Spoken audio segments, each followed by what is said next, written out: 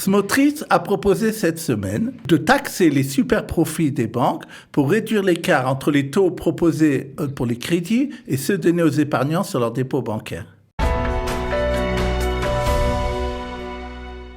Et nous avons comme chaque semaine le plaisir de retrouver notre émérite économiste Daniel Guggenheim. Daniel, bonjour. Bonjour. Ravi de vous retrouver avec plein de nouvelles intéressantes cette semaine. Et notamment, on va commencer avec les banques. Alors, on le sait, les banques publient chaque trimestre leurs chiffres à la bourse, voilà, pour parler de leurs profits. Est-ce qu'on peut parler cette fois de super profits, Daniel ? Comme d'habitude, vous avez fait une très bonne introduction qui place la problématique. Effectivement, chaque trimestre, la plupart des banques en Israël publient leurs comptes à la bourse puisqu'ils sont cotés là-bas. Et dans les comptes qui ont été publiés pour le premier trimestre 2023, le profit de toutes les banques est de 6 milliards de shekels. C'est énorme, c'est ce qu'on appelle des super profits et ça représente 20% du capital. Donc, comme profit sur le capital, ce qui est très important, même par rapport à ce qui se fait dans le monde, des très bons profits. Alors, est-ce que ces profits sont redistribués aux pauvres consommateurs que nous sommes, ou en tout cas clients des banques ? Justement, le ministre des Finances, Smotrich, a fait une déclaration cette semaine disant que, vu la situation et les super profits dont on vient parler, il est pour ce qu'on appelle une taxation des super profits des banques. Ça se passe d'ailleurs dans certains pays. Et ça permettrait d'une part de redistribuer une partie de ces profits à la population, puisque par le système de l'impôt, ça sera redistribué à l'État et donc aux citoyens. Et deuxièmement, peut-être ça fera réfléchir aux banques à prendre moins de bénéfices entre l'écart entre les taux d'intérêt qui sont pris quand on demande un crédit et les taux qui sont proposés aux épargnants lorsqu'ils déposent sur des dépôts bancaires. Je voudrais quand même le dire pour ça, par exemple, un dépôt qui est pour 2 mois, on a du 2%, je dis quand on ne veut pas bloquer à l'année, et lorsque vous alliez demander un crédit à une banque, maintenant ça commence à 8%. Donc c'est un écart terriblement important. Et c'est comme ça qu'ils font des profits. Maintenant, ce qui s'est passé en plus cette semaine, c'est que... Il y a eu de l'ambiance, on peut le dire. Voilà, il y a eu des rebondissements à ce niveau-là cette semaine, puisque l'autorité de la concurrence a décidé d'enquêter pour le fait qu'elle trouve qu'il y a trop d'écart entre justement les taux de crédit et les taux qui sont donnés aux épargnants et que les banques n'ont pas répercuté assez aux épargnants l'augmentation des taux d'intérêt de la Banque d'Israël. Alors d'ailleurs, ça a fait un grand bruit tout ça, puisqu'on se souvient, la semaine dernière, tu nous as expliqué que Nir Barkat voulait gentiment pousser vers la porte pour trouver un responsable à notre situation économique, la chef de l'autorité de la concurrence. Oui, justement, certains disent que c'était une de ces raisons-là, pour montrer qu'elle veut agir, parce que si vraiment c'était quelque chose qu'elle prenait à cœur, pourquoi elle n'a pas agi avant? Cet écart était connu. Elle propose quoi alors aujourd'hui? Elle propose, après enquête, de considérer les banques concernant les intérêts qu'ils donnent aux épargnants comme des monopoles, et donc ce qui lui permettra qu'ils soient contraints, les banques, de demander l'aval lorsqu'ils veulent faire la politique à ce niveau-là. Et deuxièmement, ça lui permettrait aussi de mettre son nez et de réguler ce système d'argent, de taux proposés aux épargnants. Alors pourquoi monopole, Daniel? Lorsque un secteur est très concentré comme cela, puisqu'on voit qu'ils ne donnent pas les taux qu'il faudrait, on a l'impression qu'ils font des accords entre eux et qu'il n'y a pas assez de concurrence, et c'est son rôle à l'autorité de la concurrence de faire qu'il y ait de concurrence. Ça voudrait dire, si je vous suis bien, qu'il y aurait un super régulateur au-dessus de la Banque d'Israël. En tout cas, sur ce sujet-là, c'est ce qu'elle veut, et c'est bien entendu, la Banque d'Israël ne voit pas ça d'un bon œil. Ça c'est sûr. Maintenant, ce qu'il faut dire, c'est que, je voudrais dire 2 choses à ce sujet-là. La Banque Leumi est sortie cette semaine par un gimmick en disant « Je suis d'accord de donner proposer un dépôt pour les épargnants jusqu'à 18 ans. » Dépôt bien rémunéré. Voilà, de 4,5%. Ok. Et je m'engage à donner ces 4,5% pendant la période des 18 ans. Ça veut dire qu'il faudra bloquer l'argent pendant 18 ans. Tout à fait. Okay. Mais en vérité, quand on regarde les petites lettres, on voit que c'est uniquement sur 500 shekels de dépôt par mois. Donc, en vérité, c'est pas tellement d'argent et c'est juste pour montrer qu'ils essayent de faire quelque chose au niveau des dépôts bancaires. Enfin, autre chose que j'ai vu aussi, c'est que ils ont dit que les gens qui sont ce qu'on appelle les institutionnels, c'est-à-dire ceux qui gèrent les retraites ou les grands fonds, ont bien intérêt beaucoup plus supérieur à un ménage et que, par exemple, quelqu'un qui recevrait 2,5%, alors eux, ils donneraient 4% sur la même période. Donc, à des institutions, 40% en plus, et que enfin, contrairement à ce qui est dit dans la publicité des banques, il ne faut pas le faire par Internet, mais demander aux banques, à la succursale où on est-ce qu'on peut avoir plus? Ils ont fait l'expérience des journalistes. On peut négocier, quoi. On peut négocier la rémunération de son compte, en fait. Tout à fait, des dépôts. Des dépôts. Alors, franchement, un régulateur serait bievenu, Daniel, non? Il existe normalement déjà, c'est de la Banque d'Israël, mais justement, lui, il dit que les banques ont fait mieux que les autres pays de l'OCDE, mais apparemment, c'est pas une réponse. Comme on dit toujours, nous, on veut mieux que les autres. On veut mieux que les autres, ok. Alors, merci pour cette précision, en tout cas pour cette nouvelle qui nous touche à tous. Et Daniel, à présent, une nouvelle qui va faire plaisir aux gamers, en tout cas, tous ceux qui aiment Nvidia, puisque Nvidia Israël, qui est à la pointe de l'intelligence artificielle, sa valeur augmente, ne cesse d'augmenter. Nvidia Israël, qui était avant la société qui s'appelle Mellanox, est la branche israélienne de ce qu'on appelle la société américaine Nvidia. La société américaine Nvidia est cotée au Nasdaq.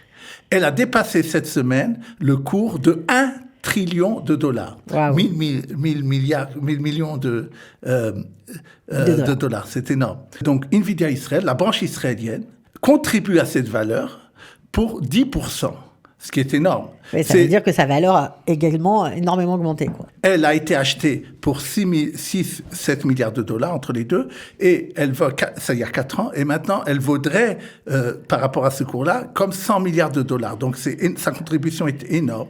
Et d'ailleurs, elle est en Israël, elle a 3000 employés qui sont en Israël, elle est à la pointe, comme vous l'avez dit, de l'intelligence artificielle, et elle a annoncé cette semaine qu'elle va créer en Israël ce qu'on appelle un superordinateur qui sera capable de permettre à l'industrie israélienne d'être connectée de façon très facile à l'intelligence artificielle. C'est le des défis de lendemain.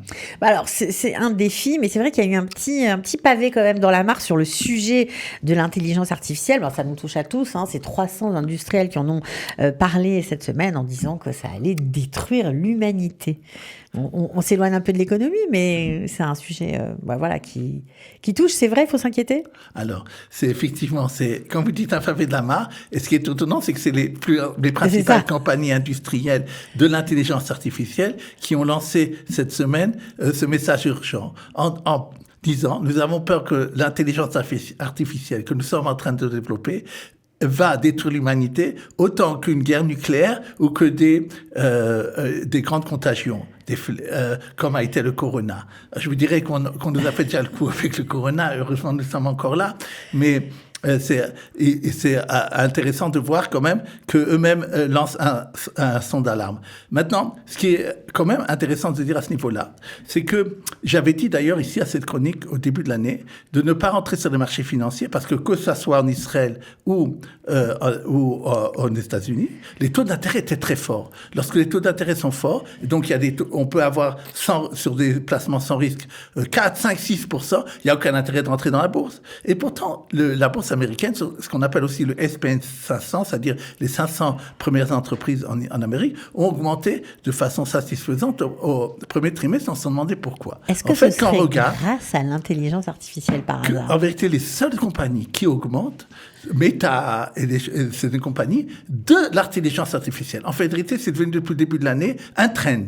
Et c'est ça qui pousse la bourse américaine et pas les petites entreprises, les entreprises des autres secteurs. Donc alors, malgré le cri d'alarme, pour l'instant, c'est notre réalité, on va dire. Oui, tout à fait. Alors, ce que j'ai vu, c'est que on dit il y a peut-être une bulle, mais elle ne fait que commencer parce que le potentiel de l'intelligence artificielle est très, très important. L'article que j'ai vu, il disait que même la banque très connue en Amérique, Frédéric Morgan, qui est une banque qui fait énormément de conseils financiers, a proposé à 18 000 conseillers financiers aux États-Unis de recevoir des recommandations sur des achats ou des ventes à faire sur des valeurs mobilières par intelligence artificielle. Il a même appelé ça l'index de l'intelligence artificielle. Et donc, ça a apparemment des beaux jours quand même devant lui. Ouais, bon, bah alors on n'a plus qu'à attendre et à voir. Alors maintenant, un sujet complètement différent, mais qui est très intéressant, qui concerne bien les terrains qui appartenaient à l'Église ou qui appartiennent encore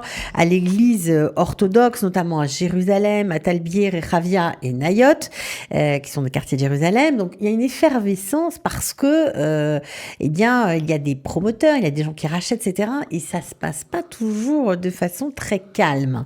Qu'est-ce qu'il se passe exactement, Daniel ? Il y a eu, comme vous l'avez dit, un nouveau rebondissement cette semaine.